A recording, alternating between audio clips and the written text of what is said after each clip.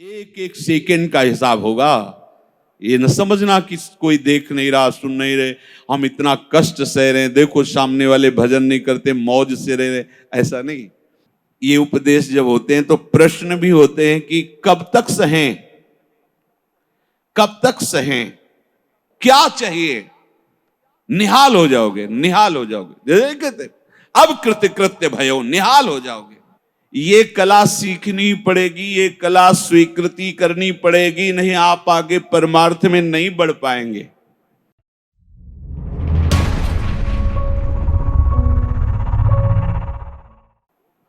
अब हमको जो भगवान उपदेश कर रहे हैं कि इस कर्म जाल से कैसे मुक्त होना है, क्योंकि अवश्य में भोक्तव्यम कृतम कर्म शुभाशुभम, भगवत वाणी, भोगना पड़ेगा निश्चित।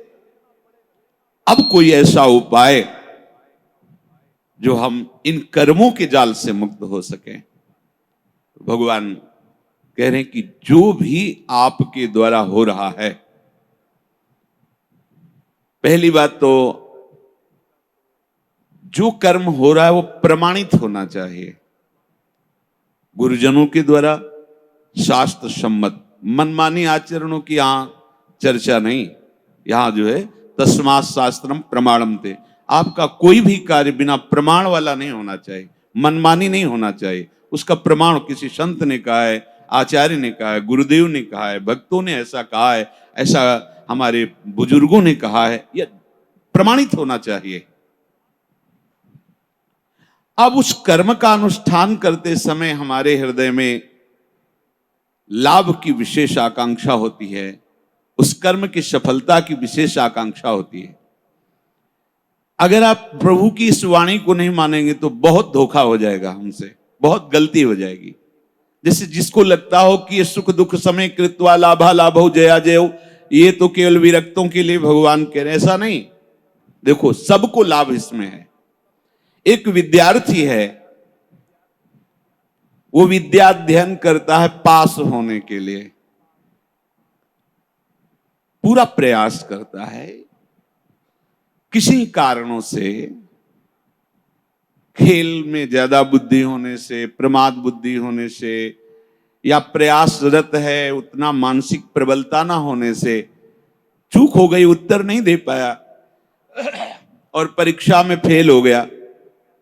अब ये सूत्र उसको पता नहीं है, न घर वालों को पता है। अब उसे बोलते हैं कि इतना रुपया लगाया, इतनी फीस भरी और तू फेल हो गया, मानसिक उसके ऊपर दबाव डालते हैं। वो शास्त्र ज्ञान से रहित, विवेक रहित बालक विचार करता है, घर वाले भी असंतुष्ट हैं और पास भी नहीं हो पाया, अब क्या करे। बोले मर जाना अच्छा है। देखो कई ऐसी घटनाएं सुनने को मिलती, अमुक विद्यार्थी फेल हुआ तो उसने आत्महत्या कर ली। ये क्यों हुआ?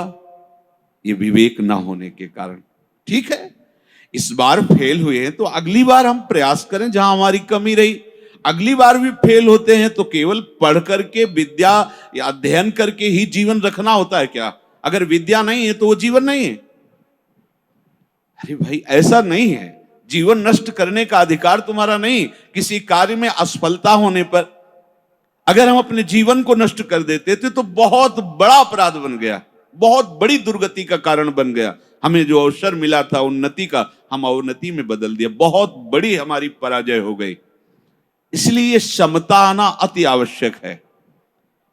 हमें तो लगता है कि सबको सत्संग सुनना चाहिए, भगवत प्राप्ति के लिए ही नहीं, समाज में जीने के लिए भी सत्संग की आवश्यकता है। आसुरी बुद्धि पशुता का नाश करने के लिए सत्संग समर्थ है। एक किसान है, हजारों रुपए लगा करके, मेहनत करके, बहुत बड़ी मेहनत होती किसान की, बहुत मेहनत होती, बहुत बड़ा तपस्वी होता, वो जान नहीं पाता है अज्ञान की धरा में होने के कारण। जिस ठंडी में आप वस्त्र त्याग नहीं करना चाहते, पूरी रात रात पानी लगाता है गेहूं की खेती में, बड़ी मेहनत करता है। जब फसल काटने का समय आता है तो वर्षा और ओले हो जाते हैं, पूरी फसल नष्ट हो गई। कर्जा लेकर उसने खाद पानी लगाया था, बेटी का ब्याह करना है, बच्चों को पढ़ाना है, अब फसल नष्ट हो गई, कर्जा कैसे देंगे? परिवार का पालन पोषण कैसे करेंगे? इससे अच्छा है आत्महत्या कर लो। कई ऐसी घटनाएं, हम जिस कार्य में चलते हैं असफलता मिलती है तो हमको एक ही उपाय दिखाई देता है कि हम अपने को नष्ट कर लें। भारी मूर्खता। ये जो प्रभु उपदेश कर रहे हैं सबके मंगल के लिए उपदेश कर रहे हैं। छोटी छोटी बातें व्यवहार की। हमारा ब्याह हुआ, हमारी भावना में जो पत्नी थी वैसी नहीं मिली। अब हम जो सफलता चाहते थे इस क्रिया में, उस सफलता ने, अब द्वेष शुरू, विषमता आ गई। कैसे कैसे पापाचरण होने लगते हैं, कैसे कैसे पीछे कितनी ऐसी घटनाएं सुनने को मिल। राक्षसी बुद्धि। ये केवल बैरागियों के लिए, विरक्तों के लिए, संतों के लिए प्रवचन होता है ऐसी बात नहीं। ये सत्संग ऐसी मति बना देगा कि आप समाज में रहते हुए भी बड़े आनंद पूर्वक सबको आनंद प्रदान करने वाले बन जाएंगे। ये जो जय और पराजय का, लाभ और हानि का, सुख और दुख का हमारे ऊपर प्रभाव पड़ता है, जब तक हम नाम जप करके अपनी बुद्धि को पवित्र करके समता में नहीं लाएंगे तब तक बात बनने वाली नहीं। जगह जगह आप देखो, जगह जगह जहां कोई हारता है तहां वो निराशा अपने ऊपर ले आता है। हारना जीत का एक संकेत है। ऐसा मत समझो कि हारना पतन का संकेत है। नहीं, जो उत्साह संपन्न है, जो विवेकवान है, वो देखते हैं कि मैं कहां से हारा, कौन सा वो बिंदु है जहां मैंने चूक कर गया। विवेकवान तुरंत उसे संभालते हैं, आगे चलते। फिर हार होती तो फिर हमें आगे बढ़ना है, ना कि हमें शरीर नष्ट कर देना है, ना कि हमें इतना चिंतन बिगाड़ लेना कि डिप्रेशन में पहुंच जाए। हर परिस्थिति हमारे कर्म के अनुसार रची गई है। अब हमको संभालना होगा, उस कर्म के प्रवाह में बहकर हमें नष्ट नहीं होना है। इसीलिए भगवान यहां के ततो युद्धाय युज्यस्व। तुम अपने कर्तव्य कर्म करने के लिए कमर कस के खड़े हो, उत्साह संपन्न बनो, तुम्हें बिल्कुल पाप नहीं लगेगा। नैवम पाप मवाप्स्यसि। बस तुम एक काम कर लो, जय पराजय में समान भाव लाओ। जो आपने माना हुआ लाभ है, अगर हमारा पूर्ण नहीं हो रहा है तो हमें निराश नहीं होना। इस बार हमारा व्यापार सफल नहीं हुआ, इस बार अध्ययन हमारा ठीक नहीं हुआ, इस बार कृषि में हमें कमजोरी, अन्न की प्राप्ति नहीं हो पाई, हमारी खेती कमजोर हो गई। कुछ भी, कहीं भी, कैसे भी निराश नहीं होना। रात है तो दिन आएगा, आप धैर्य रखिए, प्रकाश होगा। अंधकार में उबिए नहीं और प्रकाश में फूलिए नहीं। अभिमान मत कीजिए, अंधकार आने वाला है। इसलिए सम, भगवान कह रहे समय कृत्वा, ये बहुत बड़ी विद्या है। अगर कोई कहे निकुंज में जाने के लिए इसकी क्या आवश्यकता है, तो कृपा प्रकरण में पढ़कर देखिए, तीसरे दोहे में, शत्रु मित्र समझानी सम, मान मान अपमान सम, दुख सुख लाभ न हानि। यह जो कृपा, वही प्रभु कह रहे, सुख दुखे समय कृत्वा लाभा लाभ हो जया जय। इसको धारण कीजिए। छोटी छोटी सी अनुकूलता में बाधा पड़ने पर हम दुखी हो जाते हैं, हम विक्षिप्त होने लगते हैं, हम बहुत बड़े लाभ का त्याग कर देते। छोटी सी मनोनुकूल वृत्ति के विरोध होने पर, जबकि वो महामंगल विधान है, आपको समझ में नहीं आ रहा, आप इतने असंतुष्ट हो जाते हैं, इतने हार जाते हैं, इतने निराश हो जाते हैं कि परम लाभ का मार्ग ही छोड़ दिया। ये जरूरी है, जरूरी है। जैसे ये उपदेश जब होते हैं तो प्रश्न भी होते हैं कि कब तक सहें, कब तक सहें? जब तक भगवत प्राप्ति नहीं हो जाती, जब तक भगवत साक्षात्कार नहीं हो जाता, तब तक आप सहो। सहत सहत बाढ़े भगति। इसका परिणाम क्या होगा? हम तो बड़ा दुख सह रहे हैं, अपमान सह रहे हैं, विषमता सह रहे हैं, इसका परिणाम क्या होगा? तो भगवान कह रहे बिल्कुल निश्चिंत रहो, महाभय से तुम्हारी रक्षा निश्चित यही कर लेगा। समता, किसी के आशीर्वाद की जरूरत नहीं है। ऐसा ते विहिता सांख्ये बुद्धिर्योगे त्विमां शृणु बुद्ध्या युक्तो यया पार्थ कर्म बंधम प्रहास्यसि संतुष्टायेन केनवा। ये कला सीखनी पड़ेगी, ये कला स्वीकृति करनी पड़ेगी, नहीं आप आगे परमार्थ में नहीं बढ़ पाएंगे।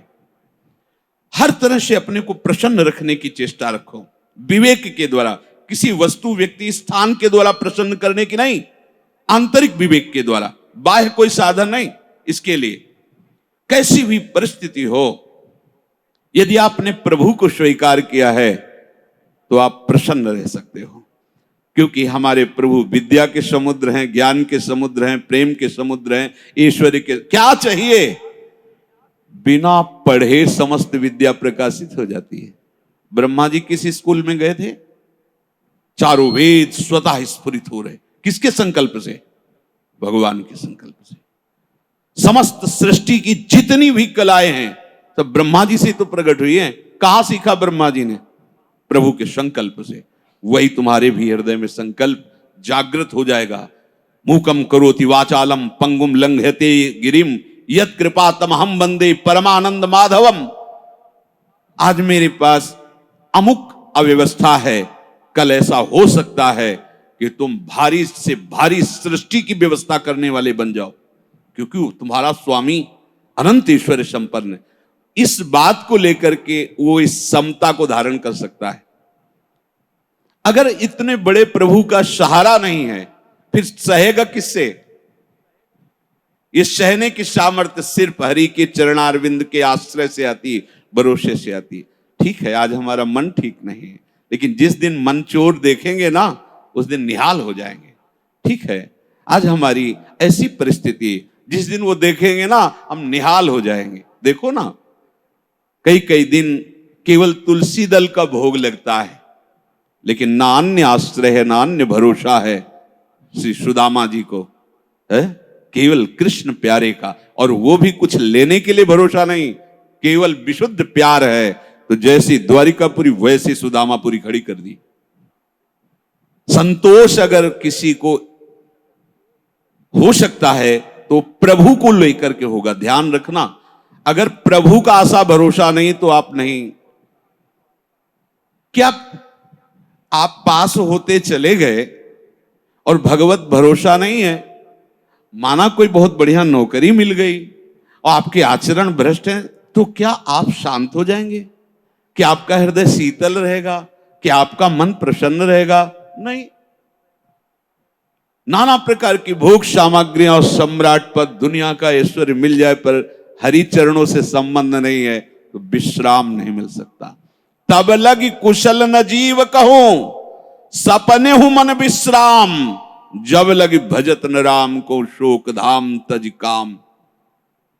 इसलिए ये सूत्र हृदय में धारण ही करो कि तुम्हें सहना है। सहनशील ही समता को धारण कर सकता है। कभी अपमान की परिस्थिति हो सकती, कभी मान की परिस्थिति हो, कभी सुख की, कभी दुख की, कभी लाभ की, कभी हानि की। अगर हमारे हृदय में भगवद आश्रय नाम जब चल रहा है तो बड़ी से बड़ी हानि में भी आपको शोक नहीं होगा, दुख नहीं होगा। बात समझ लीजिए। अपने को पता है कि मेरे प्रभु के चरणों को महालक्ष्मी सहलाती रहती है। हमारे पास वस्त्र भी नहीं, भोजन भी नहीं, वास भी नहीं है, पर मुझे पता है मेरा मालिक कैसा है। अपार ऐश्वर्य का स्वामी है। जिस दिन नजर हुई निहाल हो जाएंगे, दूसरे की तरफ वो ताकता नहीं। उस परिस्थिति में भी, ये हम सकामी भक्ति की बात कर रहे हैं, उस परिस्थिति में भी वो मस्त रहता है। जिस दिन मालिक की नजर हो जाएगी निहाल हो जाएंगे। अगर प्रभु का भरोसा नहीं है तो ये कोई भी बात धारण नहीं होगी, क्योंकि संसार के प्रवाह में तुम बहते चले जाओगे। टिकने के लिए तो कुछ होना चाहिए ना। तो ये गोरे चरणारविंद ऐसे हैं हमारे आराध्य देव के कि इनका भरोसा लोगे तो निहाल हो जाओगे। निश्चित हर कदम आपका विश्वास प्रबल होता चला जाएगा। कैसे तुम्हें बताएं, लोगों को लगता है कि जितनी सांसारिक चेष्टाएं हैं, अगर ऐसा नहीं होगा तो ऐसा नहीं हो सकता। आप सच्ची समझो केवल उनकी मुस्कुराहट से अनंत ब्रह्मांडों को रचने वाली माया प्रकट हुई, किसी दूसरे का सहयोग नहीं है। सच्ची वालों, वो क्या नहीं कर सकते। गरुड़ जी महाराज बड़े बड़े हजार हजार फण वाले सर्पों को ऐसे चीर के खा जाते हैं, और उनकी नजर हो जाए तो सांप का बच्चा गरुड़ को लील जाएगा। सांप का बच्चा गरुड़ को लील जाएगा, उनकी नजर हो जाए। अपार सामर्थ्यशाली मेरे हरि, अगर इनका भरोसा ले तो फिर आप ये धारण नहीं कर पाओगे। कौन सा ज्ञान ऐसा है जो हरि चरणों का आश्रय लेने वाले के हृदय में स्फुरित ना हो जाता हो। ये तो एक निमित्त मात्र होता है, जो स्वयं स्फुरित होता है वो हरि पढ़ाते हैं अंदर से बैठ करके, तभी वो माया के बंधनों से मुक्त हो।